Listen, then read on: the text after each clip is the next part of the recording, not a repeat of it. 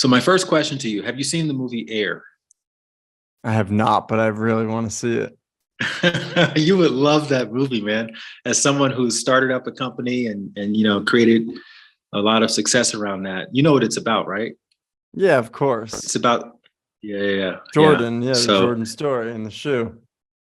well, yeah, really about the shoes and the risk that Nike took, but it wasn't even really Nike. The way the movie portrays it, it's one guy who worked for Nike, and fortunately, Phil Knight gave him a lot of leeway to explore this Michael Jordan angle, and then but he still had to like work really hard to convince Phil to take the risk. And I won't ruin the movie for those of you who haven't seen it, but it's worth watching. It's one of the rare movies that I actually would go see twice. I never go see movies twice, but I would go see that one again because it's just it's so inspiring as someone who's has an entrepreneurial spirit.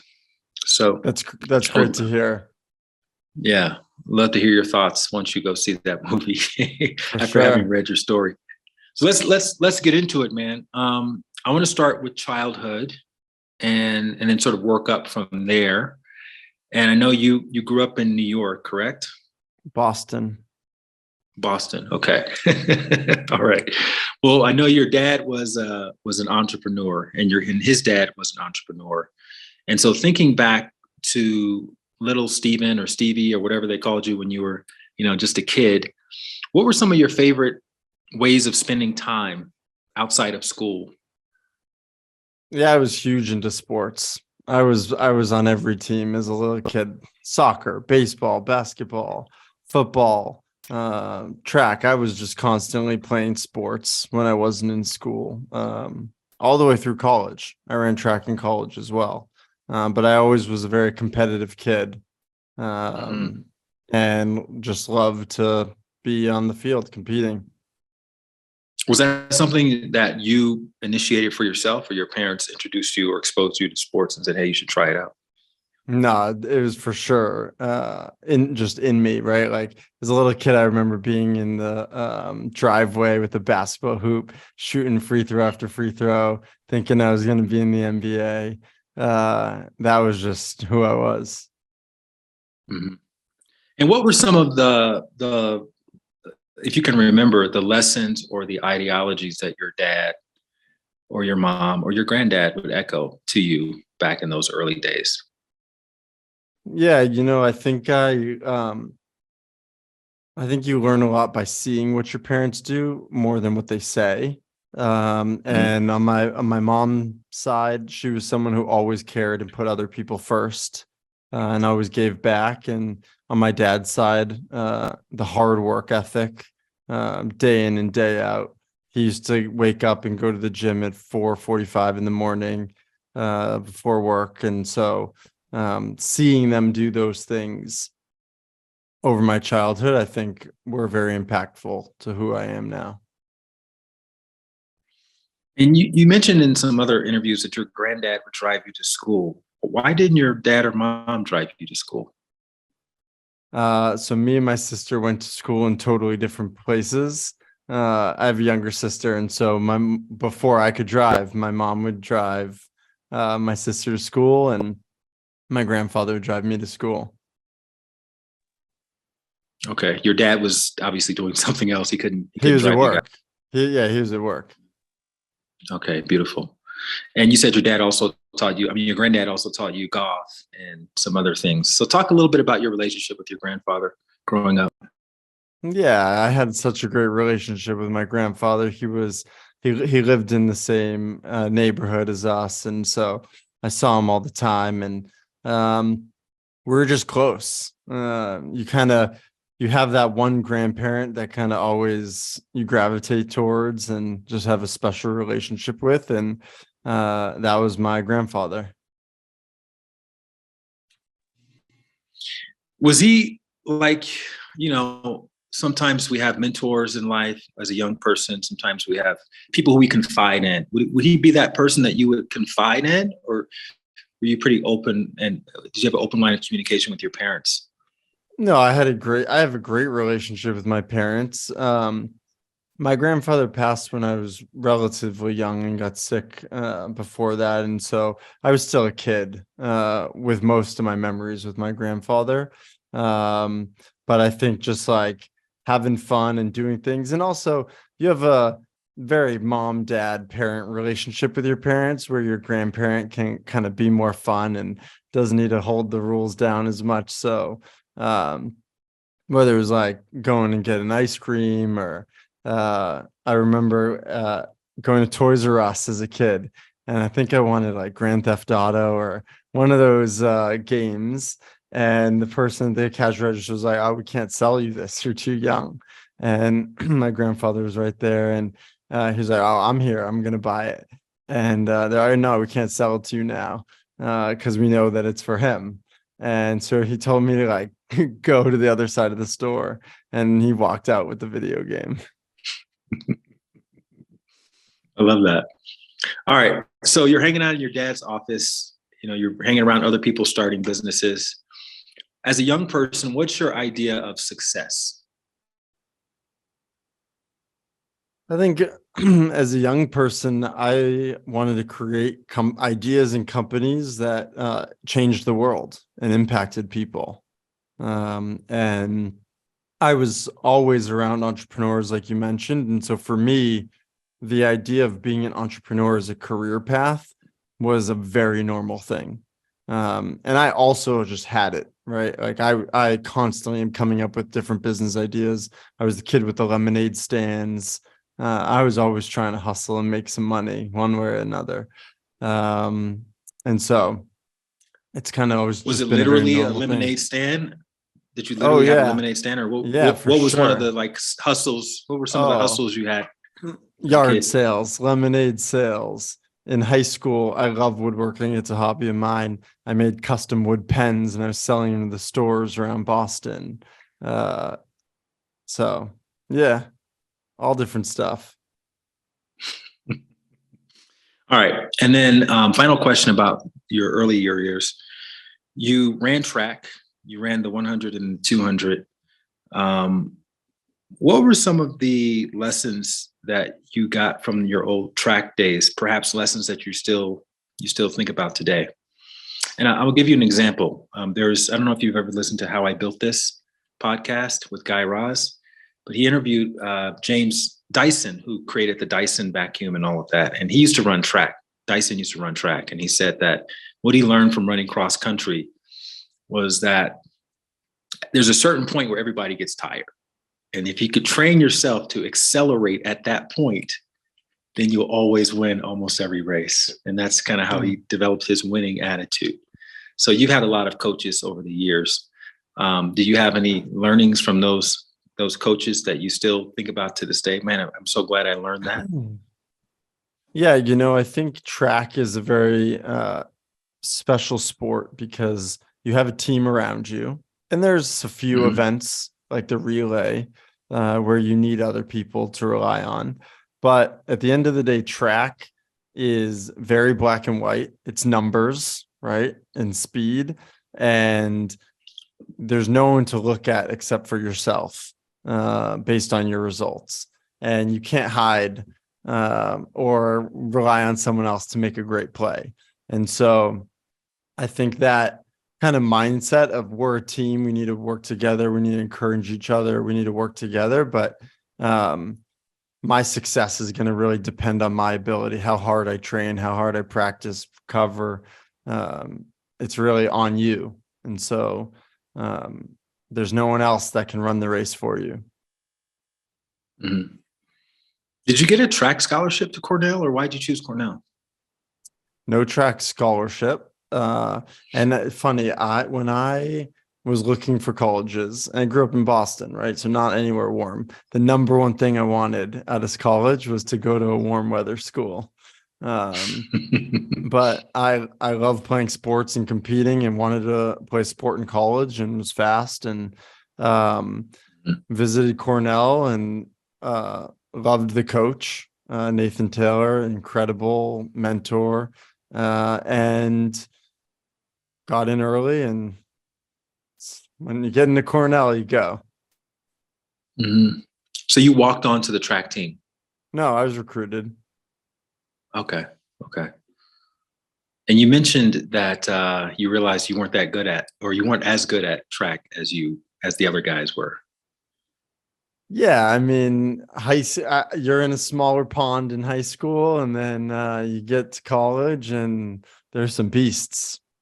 Bruno Mhm. Hortolano, who was my year at Cornell, just ran. He made it to the semifinals in the 200 in the last Olympics. He ran for Spain, so like there were some fast dudes on my team. Uh, and yeah, I'd say bottom half. Now you say you're a competitive person though, so why not just push yourself to get better? Like what was it about that experience that made you realize, you know what, this is not for me. I'm going to focus my attention on something else. I think in life, especially when it comes to sports, like one, your body has physical limitations. Like some of Mhm. these guys were just faster than me, and I was never gonna, no matter how hard I trained, I couldn't compete with them. And then I would say, looking back now, I also, which is a theme of my life, I was pretty balanced, right? I was in a fraternity, I was starting a business. Um, I had a social life. I like really cared about my schoolwork, and not that other kids on the track team didn't care about school, but they were in the training center for hours after practice, taking ice baths, going to sleep early, waking up early, like just putting in the extra effort. And I was partying on weekends, and uh, I definitely could have been faster uh, if I dedicated my entire college um, time to running, but that wasn't the experience that I wanted out of it. Well, it's kind of one of those things too, where in track, I imagine you either want to be at the top two or three on your team, or after college, what are you going to do with being the fifth Yeah, best or the sixth best or something like that? So you have to start thinking about what are you going to do beyond that. But you had a family vacation that freshman year, and you got some disheartening news at that vacation. yeah. It was the summer after my freshman year in college. I was on vacation, and my grandfather was diagnosed with Alzheimer's. And to that point, I had never really gone through an experience like that, where death was knocking on the door for someone that I knew or loved. I had never lost anyone uh, up until that point, which I'm fortunate for. And it brought me to a low in my life. And it got me thinking about literally the highs and lows that I was going through at that moment. Um, Being on vacation, but then also getting this news. And I just thought about how everyone in life goes through highs and lows. Doesn't matter your age, your demographic, your income level. We all have them. And so, me being my entrepreneurial self, I was like, okay, well, what are the highest and lowest points on Earth? Mount Everest and the Dead Sea. And what if I took elements from those two places and incorporated them into a product that people could wear every day as a reminder to find balance in life? Staying humble when you're on top of the world and hopeful when you've hit a low. And that was kind of the seed that developed into Lokai. All right. Just before we get into that, I'm curious, what was your mental state like just as a person when you got that news? Were you consider yourself to be a fairly optimistic, happy person, or are you anxious in some ways or anything like that? Oh, yeah, very happy person. I mean, it was just sad. Mhm. It's sad news. But you can't avoid it. What was the prognosis? Did he have He's like all months to live, or was it like you're just uh he's going to have to live with this? He's going to lose his memory, he and we'll keep him he comfortable and that kind of thing. he lived with Alzheimer's for 4 years. Um Okay, and it got progressively worse over those 4 years. beautiful. I mean, my grandmother had Alzheimer's. She also got diagnosed and then ended up living another 4 or 5 years as well. Mm-hmm. Um, so you get back to school, and I don't know if this is true or not, but I heard that you came up with the idea within a couple of hours. Is that true? Were you like taking a That shower or was something? no, that was that. No, I came up with the full idea while I was on vacation. Okay. Okay. Yeah. Just like having a conversation, or you just woke up in the middle of the night and had the epiphany, or where were you when it downloaded? I think I was just like on the beach with the family, thinking about it, and it just rolled. And I mean, I got books full of ideas, so I'm constantly coming up with ideas. This one just really stuck, and I think So you that. used to write down ideas then. This Oh is a yeah, normal thing for you. yeah. What made this idea stand out among all the others that you had collected?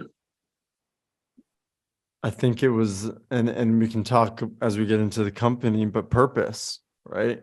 Um, it's easy to come up with a business idea, but what is the purpose for that business? Why are you doing what you're doing?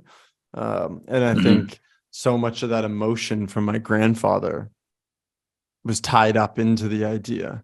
I mean, it's woven into the DNA of what the company is. And I think that passion has driven Lokai to be as successful as it has been. Were you wearing the Live Strong bracelets, or why did you choose a bracelet as opposed to a necklace or a ring or some other form of expression? Yeah, good question. Um, well, I wanted something you could wear every day, and jewelry Mhm. really fits that. And I was absolutely one of the kids that wore Live Strong bracelets and kind of saw that and had it in my mind. And I thought bracelets were probably the most unisex and kind of easy thing for people to just throw on. So chose bracelet Why'd you choose silicone? because I wanted people to wear it no matter what they were doing, showering, working out, playing sports. It's kind of a very universal material that people could wear no matter what they were doing in life. And also, I wanted to create a product that was for everyone. I thought the Mhm. message of finding balance and staying humble and hopeful shouldn't be something that people were priced out of. And so I wanted something that almost anyone could afford. So it sounds great, right? On paper, I'm going to do a bracelet. It's going to be silicone. It's universal. It's unisex. Everyone can wear it. But then when you get to the part about the Dead Sea and Mount Everest, I mean, what do people say when you told them that? Like, I want to use water from Mount Everest and mud from the Dead Sea. In a logistic, people who understand like how businesses run and supply chains and that kind of thing. Yeah, I mean, I think I don't know. I think I got some laughs when I was calling random places in Nepal asking for water, but people were willing to help me. I think when I told people the story and why I was doing it, people were willing to Mhm. help, and eventually got connected to a climbing group um, who we employ the Sherpas to go up and go collect the water and bring it down. Did you know that beforehand? Did you know the power of story when it came to a business venture, and that could be more important than the actual widget or whatever it is that you're trying to produce? Or did you learn that on while researching all of this? Like, wow, they really connected to this story. Let me tell the story more. Uh, yeah, no, I didn't have any idea around the story, but the story is so organic, right? If you, I could have been telling a story that wasn't as powerful or organic, and uh, it wouldn't have had the same impact, even if it was Mhm. describing the same product. So the pitch was always, hey, my granddad died, or my granddad got diagnosed with Alzheimer's. I realized people have highs and lows, and then people would kind of engage from there. Yep. And from day one, I always wanted to give back, and so we donate 10% of our profits to charity. So that's my other question. When you came up with that idea, did anyone who, again, is business minded push back and say, Stephen, that's a great in concept, but you may want to just do 1% to start with? Would you get any of that kind of pushback at all?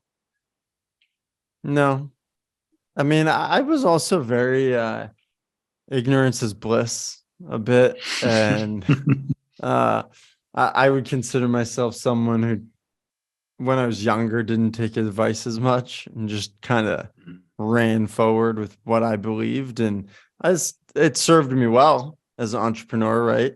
You hear a lot of no's. And so I think to be so self-confident in what you're doing and your ideas and your thoughts, it's a double-edged sword, but as an entrepreneur, it can have its benefits. How did the name Lokai come to you? I wanted to create a word that we could own, right? And something that encompassed balance. And in Hawaiian, Lokahi means unity and to blend opposites.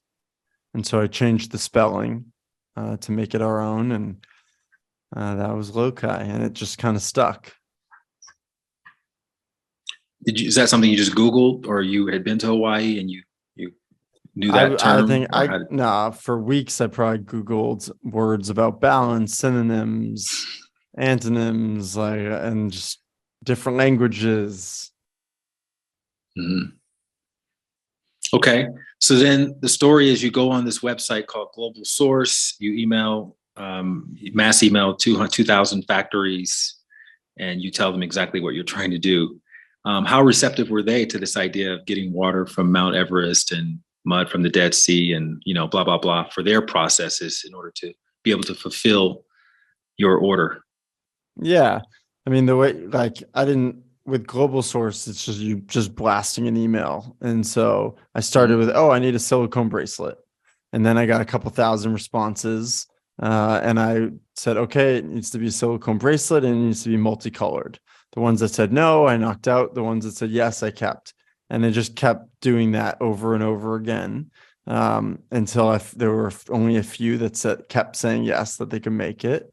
The factory that we still work with today started with 4 guys in a garage, and the owner happened to be an engineer and figured out how to be able to inject the water in the mud and make the product the way that I was looking for. And now it's a multi-100 person factory, pretty much just makes Lokais.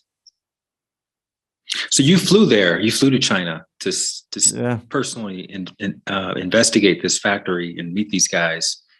How were you financing the operation in these early days? I had a little bit of money. I had a company in high school, the pen company. I also had a bar mitzvah, so I had some money saved up. And then I had a loan from a family friend. Beautiful. So you spent your own money. Did you go by yourself? I did.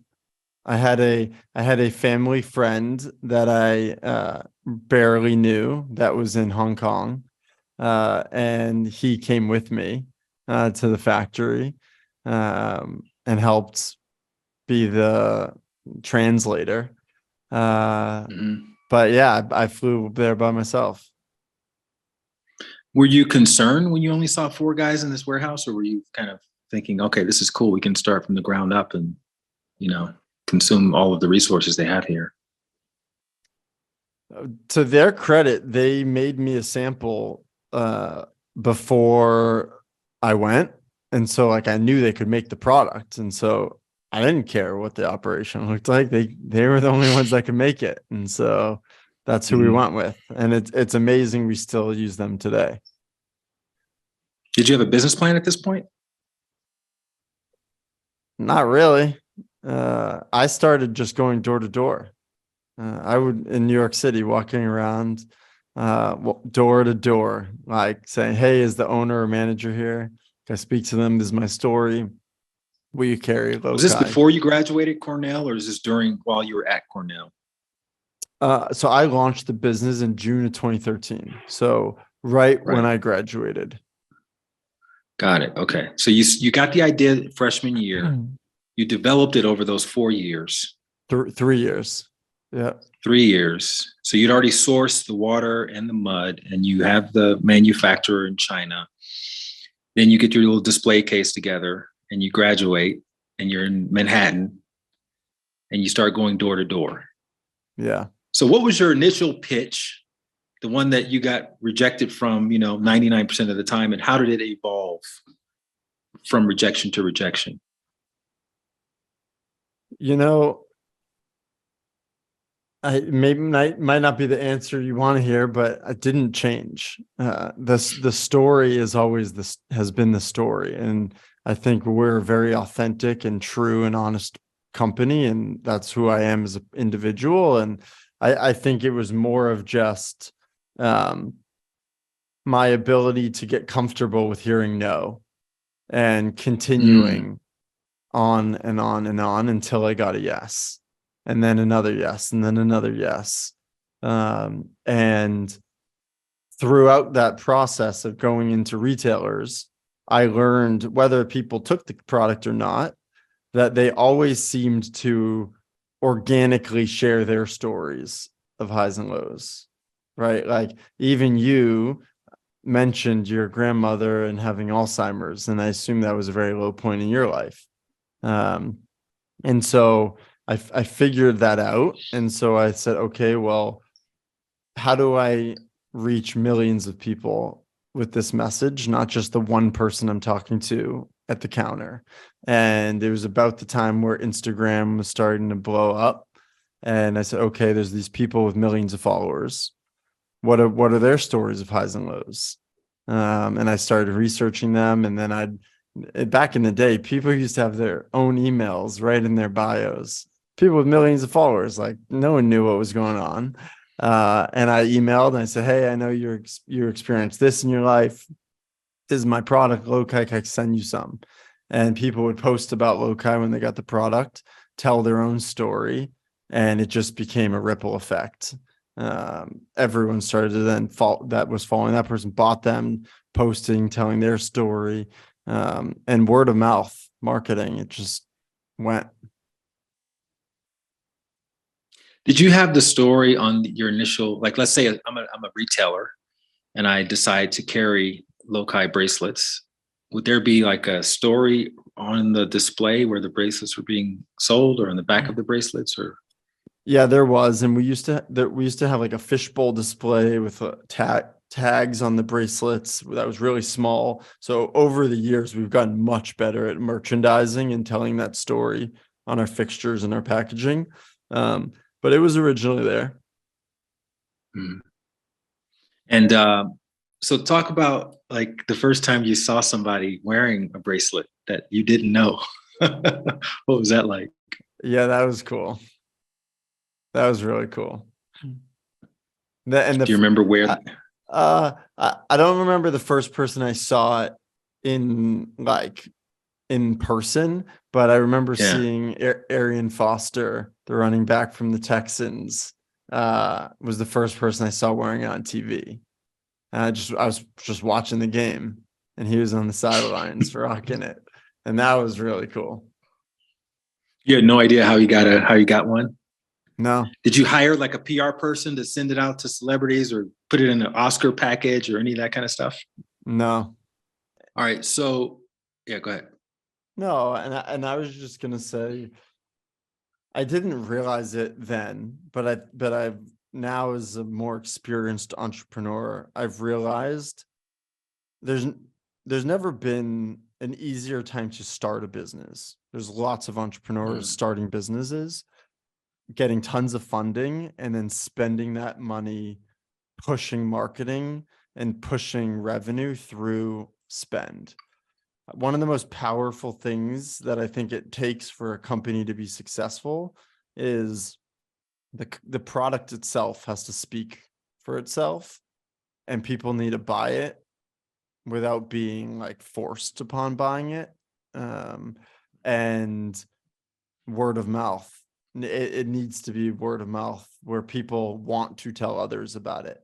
And I think people have lost sight of that a lot in today's entrepreneurial world, where I think a lot of products and companies are forced into existence.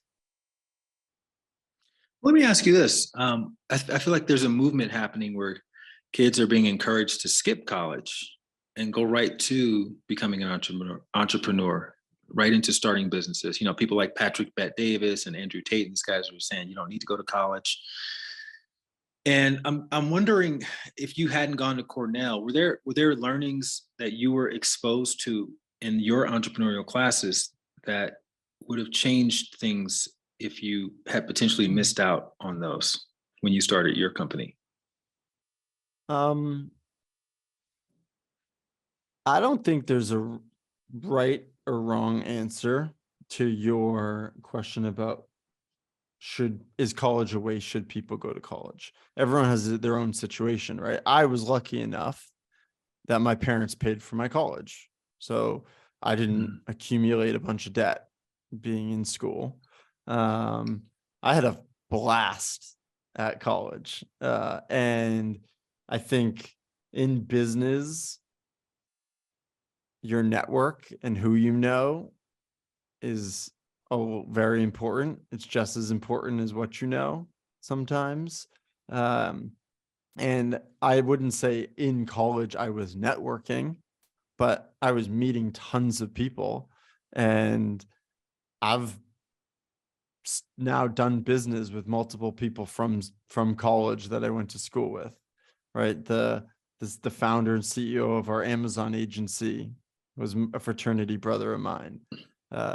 One of my fraternity brothers is high up at a retailer that we are now carried in. So I wasn't networking with them at school, but they have helped with the success of where the company is just through the people I've met. Okay, so if someone's listening to this and let's say they have something that they've developed, a product that they've developed, and it has a story, you know, a very heartfelt, purpose-driven story behind it, and they want to get it into stores, what suggestions or considerations would you give them when going into a store in terms of like, I'm talking very specific things like you want to definitely go on a weekday, you want to definitely, you know, don't talk to the salesperson, ask for the manager, or like, did you work out like a little system when you were going around from store to store to be as efficient as possible? Not really. I think it's a volume game, right? I think you're going to get turned down most of the time. And understanding that it's not personal, I think is really important. Being able to separate business wins and losses from personal wins and losses. When you're starting the business, it feels like everything is so personal. But as you get told no over and over again, and you learn what gets a yes, you keep doing that. And I think by playing the volume game, like I didn't know what types of retailers ended up working. We end up having a great business in surf shops. And so now we go after a lot more surf shops, right? But I didn't know that back then. So I think it's just never give up, keep going. But make sure you have a product that works. That like we got turned down a lot, but then I got some yeses. But then once we got yeses, our product sold. Like once they took it in the store, it sold through, right? And I think that's a very important thing is, like I think some retailers, I just said, take it. You don't even have to pay for it. If it sells, you pay me. If it doesn't, I'll take it back. And knowing if your product actually sells to consumers, this is very important. Yeah, that was kind of my next question is what were some of the reasons why people rejected you or rejected the product? Didn't fit their assortment, wasn't right for us. Oh, it's silicone jewelry. Like that's too cheap for us. I don't like it. I don't know. Everyone has their own thing. We have no more dollars to buy for the store. We have nowhere to put the product. Our customers wouldn't want this. It's amazing how many excuses people can come up with. Were you ever tempted to go back and redesign based on any of the feedback you heard from the retailers? Packaging. We not at first, but over the years, we've made our product card on the cards and peggable, so now it can like fit onto retailer shelves more easily. So more in the merchandising. Merchandising is a really important aspect of getting velocity. In the early days, you were obviously doing most of the jobs yourself, right? You were the All of salesperson, them. the creator, the designer. Were you designing stuff on Photoshop and, Illustrator, or did you hire a small little team of people to do some things for you? At first, I did everything: customer service, sales, marketing, finance, product, everything. So that is what a Mhm. true entrepreneur is. And you said you started micromanaging when you had a small little team, you were micromanaging your team. Were you micromanaging them because you didn't trust them, or because they needed to be micromanaged because they weren't the best people? I think probably a mix. I was so young, and it was the first time I had ever worked. I mean, I'd never had a job. I've never worked for anyone in my whole life. And so I never knew what it was like to be a boss or have a boss or have coworkers. And um, at like 22, 23, I didn't really know how to hire, what questions to ask in interviews, um, anything. And so I think I probably didn't always hire the right people. And then I definitely, my inexperience.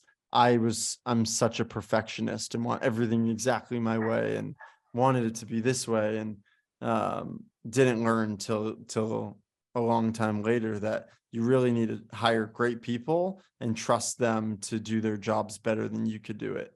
Um, and they will. And so I think that just takes time, experience, maturity. So talk about your vetting process. How did you determine whether or not someone was a great person to work with? I mean, I can speak to now how I do it. Yeah. I'm much more thoughtful about what is the reason they want to come and work for Lokai. Do they have a connection with our mission and our message? Are they someone who wants to build a career with us, or are they just here for a year or two and then want to bounce elsewhere? Um, are they self starters? Are they gonna be a positive influence on the culture, and work well with the other team members, or are they kind of, I'm gonna do it myself, and I know better than everyone else? Um, I think cultural fit is probably the most underrated like quality of what you look for in a candidate. Someone who is not a cultural fit can like be a disaster to the rest of the organization. You don't really find that out though until they start working there, right? I mean, how do you vet for cultural fit before you hire someone? Or can you? I think you can just emotionally feel people out, and whether they're good working with others. You can do checks, right, and call past team members of theirs that they've worked for or worked with. Um, you can get a relatively good sense, but then no, you can't always. And unfortunately, I never like to do it, but let people go fast. When you know it's not the right fit, it's best for everyone to do it as quickly as possible. Okay. So you said it took 5 years, around 5 years, for you guys to really start to grow. Did something specific happen in those 5 years? For instance, was a celebrity photographed and posted it on Instagram and then it went viral, or was it really just an accumulation of just 1,000 different moments where people were just talking about it on social media and blah blah blah? Yeah, so the 5 years was made up of those 3 years while I was in college and then 2 years after. Okay. And it was that marketing idea to start reaching out to celebrities, athletes, influencers on Instagram and have them start to push it. And that was really the catalyst for us, which grew us pretty quick. So just walk me through that. You DM or email someone because their email was in their bio and say, hey, Yeah. I started this thing, tell them the story. Let me send you a free bracelet, and Yeah. then just hope for the best. Hope they photograph it and post it. Yeah. Yeah. And back then, like, there was no influencer market. The word influencer didn't Right. exist. And so people didn't understand the power or the value of their audience. And I think if it was sunglasses, like a normal product, I don't want to say normal, it's still a Lokai is a bracelet, but a product without such a deep personal story, I still don't think it would have worked as well. I think that the sometimes you got to get a bit lucky. We had a perfect product that had a personal touch, and it allowed each person to tell their own story through social, and that was really the catalyst. And then our direct to consumer sales started to skyrocket. And then because of the success there, retailers started to call us and want to carry the product. And so that was really the match. Do you looking back, do you think it would have still been successful had you not used water from Everest and mud from the Dead Sea? If you just said, okay, the white bead is symbolic of your high and the black bead is symbolic of your low. And but it's really about just the bracelet and community and the story. It's a great question. I guess we'll never know. It's like the Kanye Maybe. Grammy school. I think Mhm. Because I I mean, don't you're a know. sales guy now. I mean, you've sold a lot of things. You had 3,000 SKUs at one point, so you know you can sell something if you needed to sell it, right? And you know the power of the story. And I what you did think initially was so ambitious. Yeah, go ahead. I think the water and the mud added a bit of a wow factor, Hmm. and that helped a lot. Now that the brand is much larger, we still do it. Do I think it would matter as much? Probably not. But those early days, it definitely had the shock factor for people. I would agree. I think you need a bit of a wow factor. I mean, Elon talks about that a lot. He says if you're going to create something in an existing market, it needs to be far and above what exists currently, at least from a storytelling perspective as well. So, but like you say, we'll never know. So, talk about the importance of community in creating this brand and having people be able to show their friends and talk about the story with their friends and their own highs and lows and how that helped to spread the word. Yeah, I think we're an emotional company, an emotional product, and have an emotional community. I think we have 50 to 100 people with Lokai tattoos. It's like it has a deep impact on people and their own personal stories. And one of the things that we did early on is because it was very organic. We donate 10% of our profits to charity. Okay, so why don't we start partnering with some of the charities that we give back to? And so we were able to tap into the individual communities of each cause as well, and bring those people into our audience. So every bracelet has the white bead with the water and the black bead with the mud, but instead of the rest of the beads being clear, they're pink for breast cancer, purple for Alzheimer's, neon for Make-A-Wish Foundation. And so that was our ability to also reach new customers and new communities of people, and tell them about Lokai. How is the water actually infused in the bracelet? Is it literally like if you pop up the bead, water will come out, or is it just infused in the manufacturing process? No, so the white and the black beads are hollow, and they're hand injected into everyone with like a needle and a syringe. Wow. So these Sherpas, they go to the top of Everest, or they just get it from Base some camp place too. on the mountain? Base camp Okay. too. All right. And then they package it up in some special way and they ship it to Shenzhou and they Shenzhen. have Yeah. a Shenzhen and they have containers of this Everest water in the warehouse somewhere. Yeah, that's right. I love it. Is that an expensive part of the bracelet? Just out of curiosity. It's a part of it. It's a silicone bracelet, which like Live Strong bracelets sold for $1, right? Ours are $18, under $20. So it definitely adds some cost, but relative to other types of products, no, it's still an affordable item to make and sell. Yeah, and that was intentional. You wanted to keep it affordable for most people. Yeah, we wanted to keep it under $20. Is there like a Facebook group for Lokai? Is there, what's the biggest, how people access, let's say you have a bracelet, you want to be a part of the community. How would you connect with other, Yeah, what do you call them? Lokai? Just the Lokai community. We have 3 ways. Our Instagram audience and community. We have a couple 100,000 people in our Facebook group. And then we have a membership actually with a few thousand people now. And they get special perks and a Lokai every month. Do you have a Lokai tattoo? I have no tattoos. Okay.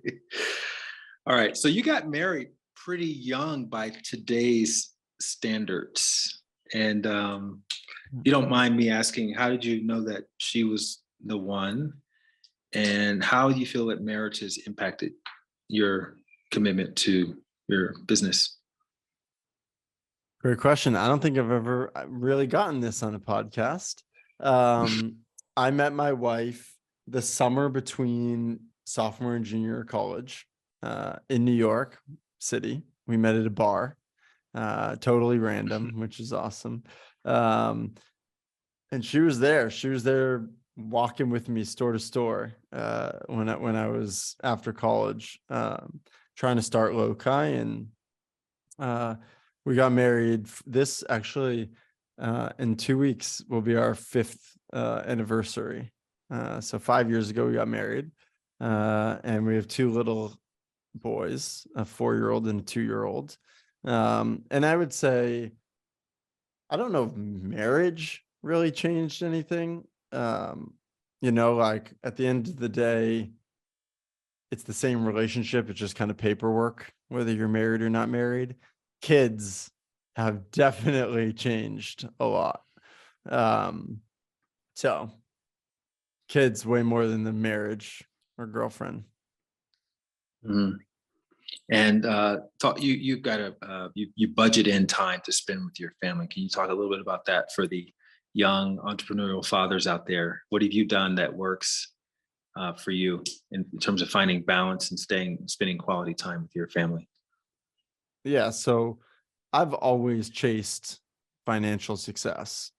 That being said, I know deep down that if I'm not a great father and a great husband and a great friend, no amount of financial wealth will make me a successful person. And so I always prioritize my family and my friends above anything else. And so for me, I use my calendar religiously. I literally block out times when I'm with them. And for me, that allows me to be fully present when I am with them, because I know there's nothing else on my calendar that someone needs me or can put a meeting on my calendar, or I can just put my phone away. So from 7 to 8 a.m. I'm with the boys, and then from 5 to 7 p.m. I'm with them at night. And then even on date nights are scheduled. And some people might say like, oh, that's not romantic. Like you have to schedule your date nights. But like, I think something else will always fill that spot if I don't block out the time. And to me, my calendar is like, what's on my calendar is what I do. And so I know I'm going to get that time with my wife multiple times a week, and with my kids. And being a great father and husband makes me a better leader in the company. And so I prioritize those things and working out. And you guys are also, your company is fully remote since the pandemic. So are you working from home? Do you have a special space in your house? Do you go to WeWork, or how does that work? I work from home. I have an office in the house. So, so you tell the kids, don't come in here until 5 o'clock. That's going Yeah, to I be mean our time together. they bust in all the time. But Yeah, because you used to sit in your dad's yeah, office. I mean, naturally, you want them to see what you're doing, as long as they're not for disturbing you sure. too much, right? No, for sure. And they definitely see it. They like to come in here and pretend to work. And yeah, it's part of it. Sometimes they bust in Mhm. on podcasts. So let's talk a little bit about elements of balance. What was the impetus behind that? Why did you feel the need to branch off into something, another vertical? Yeah, we incubated Elements of Balance out of Lokai. Elements of Balance is a adaptogen functional beverage brand. And 3 years ago, we said we're Lokai. We're a brand about inspiring people to find balance in their life. What other products can we make that deliver on that same message? And we learned that adaptogens literally balance your cortisol levels, which are your stress hormones, in the right dose. And so we started to develop the products, and quickly realized that selling beverages and selling bracelets are two totally different industries and require different teams, different supply chains, different everything, obviously. Um, and so I separated the two. So they're separate companies, but they're sister companies, right? Shared mission, shared message. Um, and have been building that brand for 3 years now, and really enjoy the challenge of a new industry as well. Mhm. Um, did you do the 10% to charity thing as well with Elements? We did not. Why not? It's a good question. I think authenticity is really important. I think a lot of people slap oh, we do this, we give to charity, because they think that that message is going to drive sales versus Mhm. doing it for a real purpose or reason. And there hasn't been something that deeply connected with the beverages that we felt was important to give the 10%. Mhm. Okay. Um, so I if I would have I a would business that I I want to, I go I would ahead. also just add, for uh, transparency and honesty is also really important. Beverage brands lose money for like most of their life cycle until they're bought Mhm. or scale and Yeah, get profitable. yeah, And yeah. to say we give 10% of profits to charity, but make no profits and then give no money to charity wouldn't be very honest either. Yeah, so that kind of answers my next question, because I was going to say, hypothetically, if I have a business idea, would you recommend automatically sort of, if it's my first idea and I have a story, um, budgeting in some sort of philanthropic component to it, or see what the bottom line looks like? If you're going to be in the red for a little while, then maybe you can address that later. Do you have I think a way of thinking about that? I don't Because I'm think sure doing people it. ask you all the time about different models, right? Yeah, I don't think the latter of what you just said is right. I think if the idea has cause and purpose and charity integrated into why you do what you do, then of course it should be part of the company. But if you're just thinking about it as a line item in the budget because you think it's going to make people want to buy your product more, it's not. And so I think the purpose of Lokai was so deeply connected to people's stories of highs and lows, and those lows causes my grandfather's Alzheimer's, that it's authentic to what we do and why we do it. But I don't recommend to anyone, oh yeah, just add giving to your company and you'll be more successful.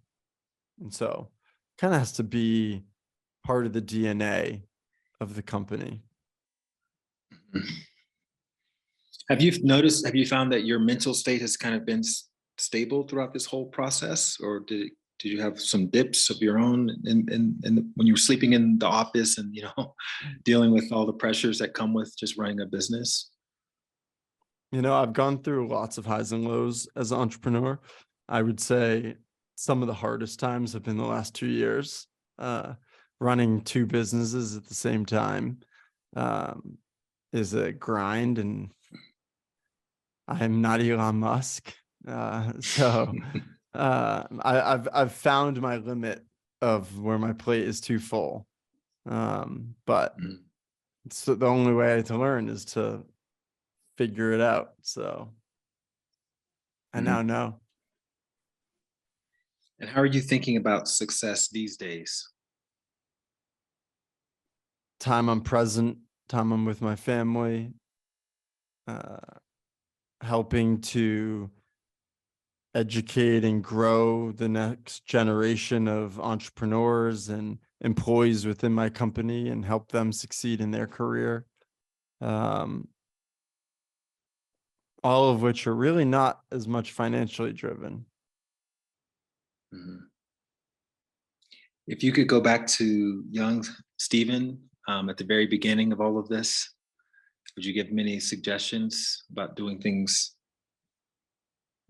differently, or what's to come, or anything like that? I don't think I'd take my own advice. So well, that's fine. What would the advice be? Even though you probably wouldn't get it, you wouldn't take it. Enjoy the journey a bit more. It's hard. I also have friends who have built and exited their companies, and a lot of times entrepreneurs think that they're starting the company to grow it, to sell it, but usually the exit is underwhelming, not that exciting, more of a low point in people's mental stories of their journey. So I don't think I fully took in the experience as much as I should have. I was always chasing the future, which I'm still doing today. Did having a family and kids make you more aware of that, or did something else happen that made you more aware of, hey, it's better to be more present? Like, were you ever forced into being present? Maturity, but definitely kids. They grow so fast. And with kids, they just want to throw the ball with you. They're not thinking about anything super complex. So the days are long, but the years go by fast. And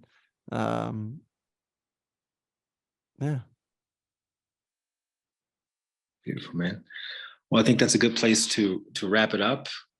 Thank you very much for sharing your story so openly and transparently. And it's inspiring for me to know that people like you are out in the world who are, and I think there's we have a tendency, especially in the wellness community, to belittle money or the importance of money, and but it's energy. And if it's being used to help make people's lives and families fulfilled, and to help people share stories and spread positive messages, then it's as good as anything else that does that. And you're, I think, a great role model for what's possible when someone has a heartfelt message and attaches that to something that could help people be reminded of, how important it is to celebrate the highs. And you're also going to experience the lows as well in life. So thank you very much for the work that you do. And I look forward to hopefully crossing paths with you in person at some point in the future. Thank you. If you like that video, you're going to love the next one. Click this thumbnail right here, and I'll see you over there.